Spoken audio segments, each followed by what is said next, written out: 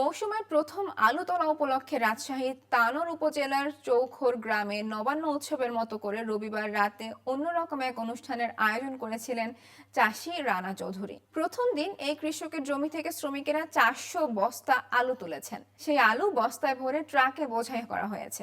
সারা দিনের এই পরিশ্রম শেষে অনুষ্ঠান চলে রাত 12টা পর্যন্ত। রানা চৌধুরী এবার 24 বিঘা জমিতে আলু চাষ করেছেন।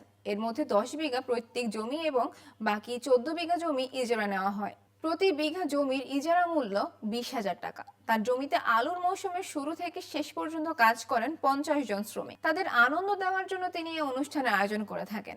সরজমিনে দেখা যায় সারা দিন আলু তোলা হয়েছে, সন্ধ্যার শুরু হয়েছে রান্না, আলু ও মাছের ঘন্ট। যে শ্রমিকেরা সারাদিন আলু তুলেছেন তারাই বাজার করেছেন, তারাই রান্না করছেন, তারাই অনুষ্ঠানের অতিথি। বিকেলে মাঠে গিয়ে দেখা যায় নাঙ্গল দিয়ে আলু খেতে চাষ দেওয়া হয়েছে। সারি সারি আলু দেখতে অনেকটা ডিমের মতন লাগছে। আলুর মাঠে উৎসব উৎসব ভাব। সেই শ্রমিকেরাই রাতে আবার উৎসবের আয়োজন করেছেন। গ্রামের শেষ মাথায় যেখানে রানার খামারের শুরু হয়েছে সেখানে একটি বাড়িতে এই আয়োজন করা হয়েছে। সন্ধ্যার পর ওই বাড়িতে গিয়ে দেখা যায় কেউ আলু আর মাছের ঘন্ট রান্না করছেন, কেউ ভাত রান্নায় ব্যস্ত, আবার কেউ হাঁসের মাংস রান্না করছেন। শ্রমিকদের খেতে বসার জন্য পেতে রাখা হয়েছে খালি আলুর বস্তা। 75 কেজি আলু ধরে এমন বস্তা কৃষক মিল থেকে বায়না দিয়ে তৈরি করে নিয়েছেন। খালি বস্তায় বসে খাওয়ার জন্য কলা পাতা ও কিছু ওয়ান টাইম প্লেটের ব্যবস্থা করা হয়েছে। অনেকে কলা পাতায় খাচ্ছেন, আবার কেউ কেউ ওয়ান টাইম প্লেটে খাচ্ছেন। এই আয়োজনের জন্য বাজার করেছেন হাফিজুর ইসলাম নামের এক শ্রমিক। তিনি বলেন, আলুর ঘন্ট পাকানির লাগি আমি নিজে কলমাহাট থাইকে 6 কেজি কাতলা মাছ কিনে আন। ঘন্ট রান্নার জন্য সুনা মাছের শ্রমিক ইমদাদুল হকের।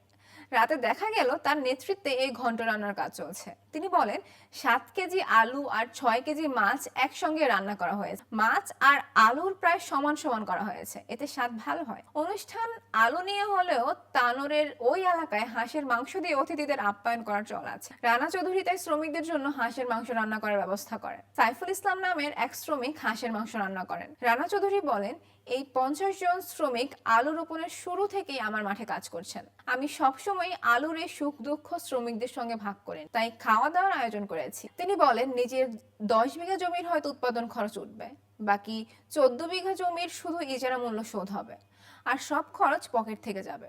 এবার আলু সংরক্ষণ খরচও কেজি প্রতি দ্বিগুণ হয়েছে। গত বছর 1 কেজি আলু 4 টাকা হিমাগারে রাখা হয়েছে, এবার সেই আলু 8 টাকা কেজিতে রাখা হবে। চাষিদের চারদিক থেকেই মরণ। রাজশাহী জেলা মার্কেটিং অফিসার মনোয়ার হোসেন বলেন, কৃষকের এবার উৎপাদন খরচ গতবারের চেয়ে বেড়ে গেছে।